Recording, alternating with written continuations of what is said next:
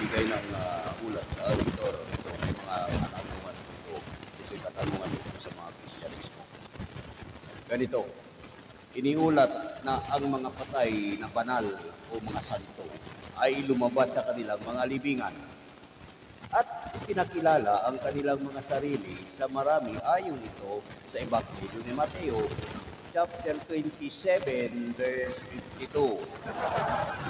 Nang makita ito ng mga Hudyo, bakit hindi sila agad na nagpahayag ng pananampalataya kay Jesus? Bakit nga ba? Saan nagpunta ang mga santo na ito? Sino ang nakita nila?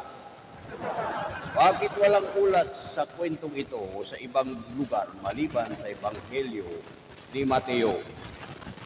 Bakit nga ba wala itong sa tatlong Ebanghelyo na ito tungkol sa ito sa mga patay na nabuhay mula sa libing?